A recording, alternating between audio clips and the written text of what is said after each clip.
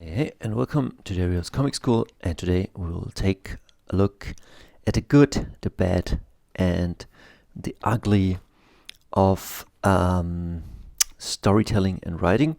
But I think I will title this video something like So You're Afraid of Drawing Your Own Comic or Writing Your Own Story? Watch this. So,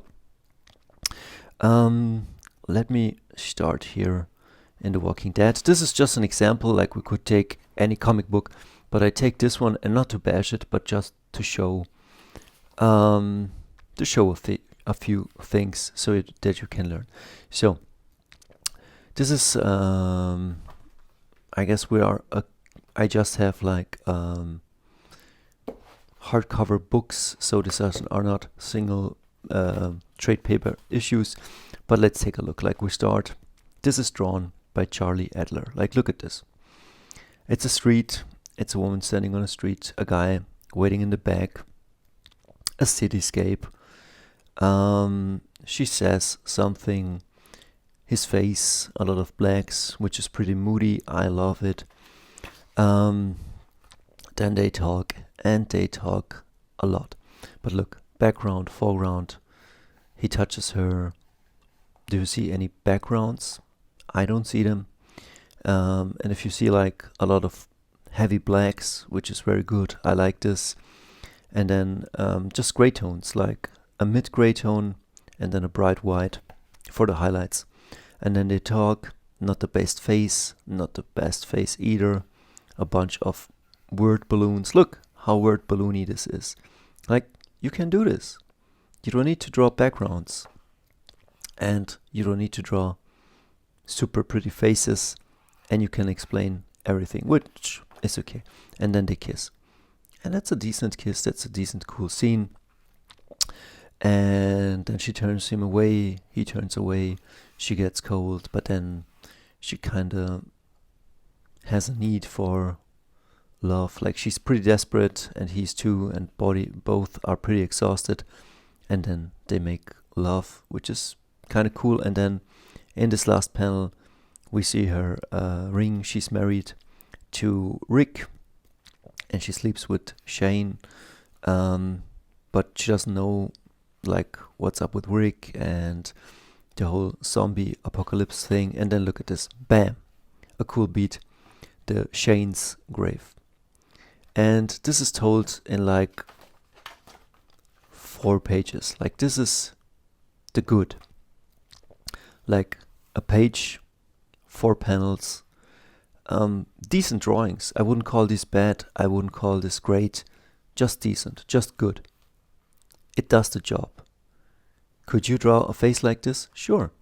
Like, I can teach you how you can copy a face like this. And by copy and steal, I mean you can take and steal the pose, but repurpose it for your own stuff, at least in the beginning, before you get to the point where you start to master things, and then you get to be your own chef in the cuisine.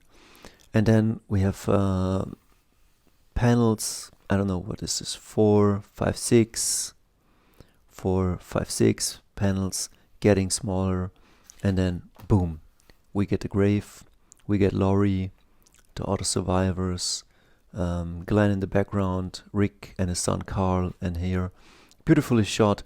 And then look, like Rick says, okay, we're going home, or we're going back, and everybody walks away. Beautiful, beautiful shot of the scenes. And then, like, this is amazing storytelling. So now somebody of you is asking, okay, but I cannot draw backgrounds. Do you see any background here? I mean, it does look shitty, but if The Walking Dead can get away with no backgrounds, you can get away with no backgrounds. And then beautiful blackout scene. Mostly, I guess this is because like, and I'm not shitting on Charlie Adler, because like, I guess when you draw a comic, you're under a lot of pressure. Like, you get the script and you have 22 pages to draw, and you try to make your best. and that's okay. But even Todd McFarlane and other artists are cutting corners to save time.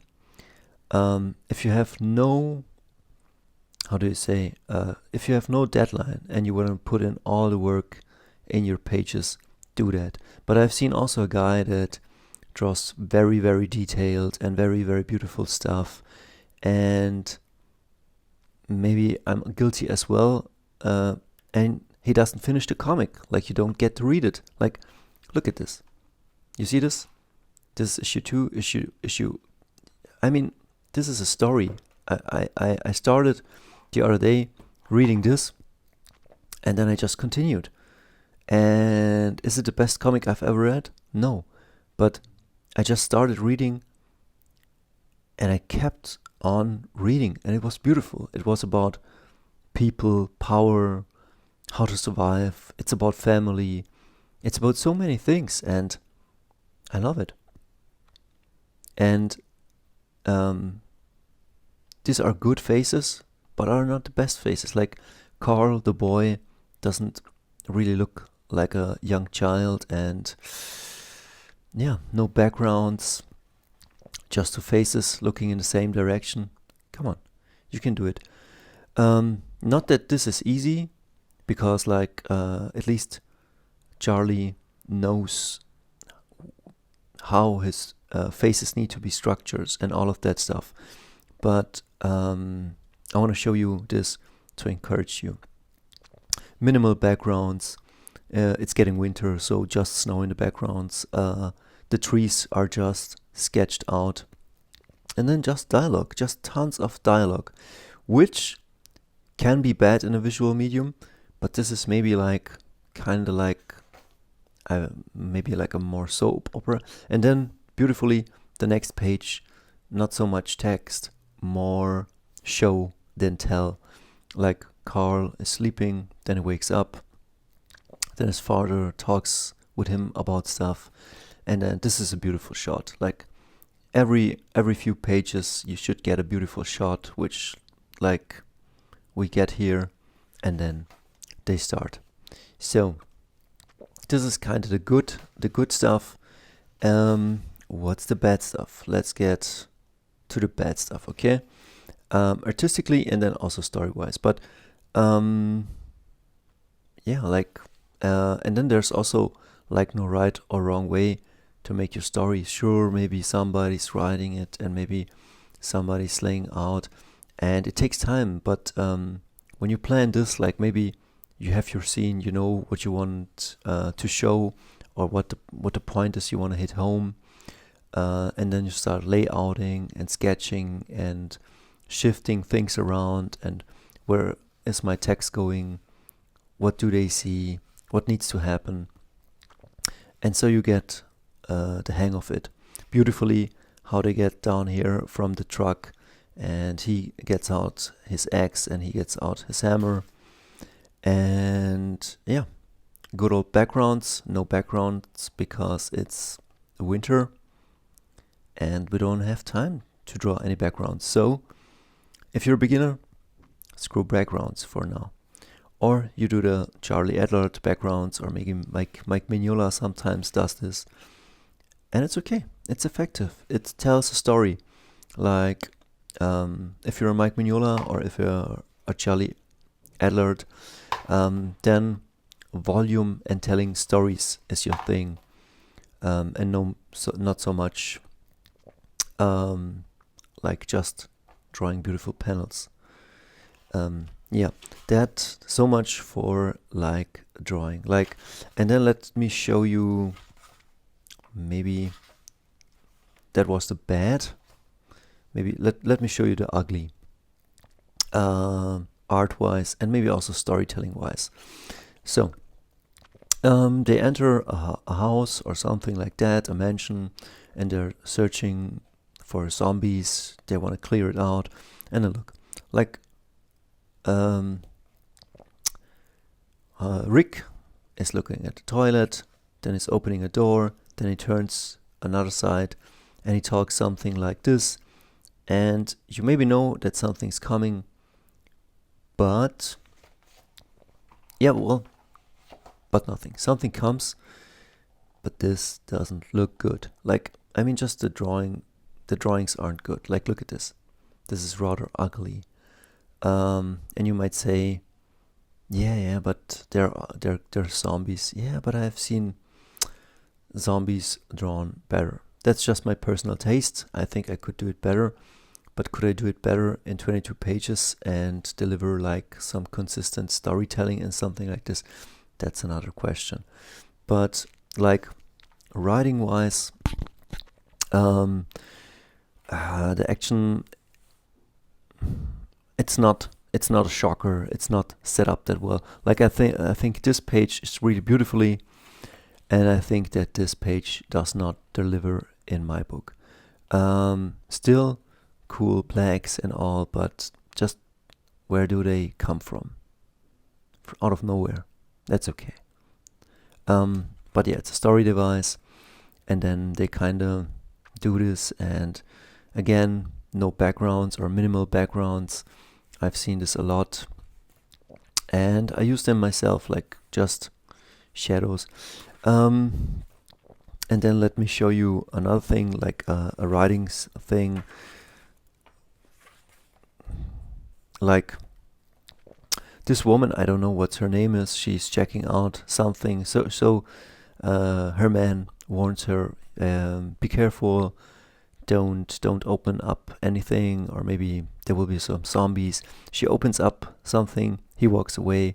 We see a zombie in the background, and then Rick finds something. All that. Do not enter. And then when he runs back, she gets bitten.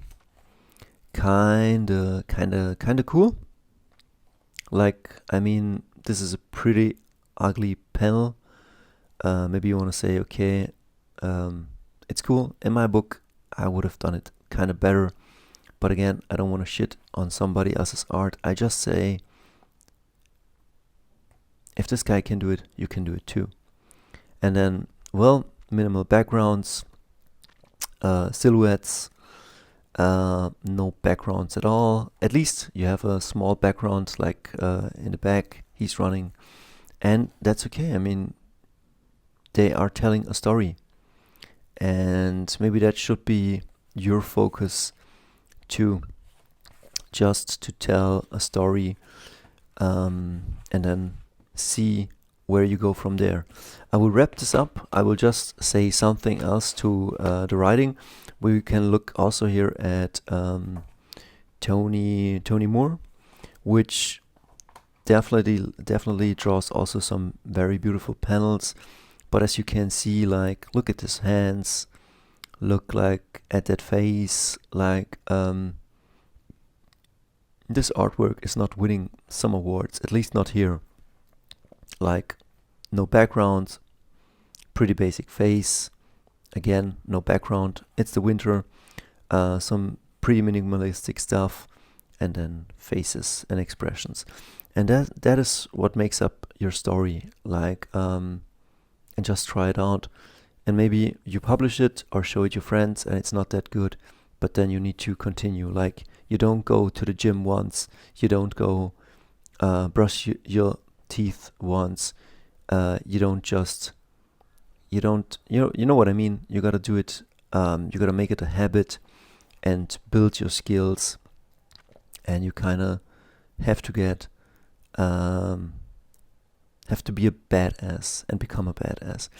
And then, like, these are not the best drawings in the world and not the best storytelling in the world, and but it still holds up good. And that's very surprisingly, and I don't know where this comes from. Maybe from the consistency, maybe that the story goes places, or you know what I mean. And I don't say that drawing this or making this is easy. It is time consuming, but the better you get at your anatomy, the more you do drawing hands and faces, the easier it will get. So you shouldn't focus on how fast you can be. This is a beautiful panel. You shouldn't focus on how fast you can be. Speed will come naturally. you shouldn't focus on that. And then let me tell you another thing, like story-wise, this is pretty beautifully how the characters are portrayed. But yeah, there are also like one scene where winter is coming and somebody says to Rick, I think in a couple of days we have Christmas or the Christmas Eve, and Rick doesn't want to hear that because he thinks, man, we have enough problems on our hands.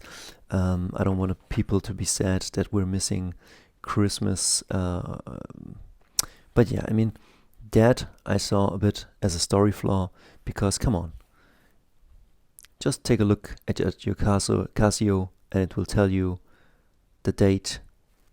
Or you might take a look at your other Casio and you will know which date it is.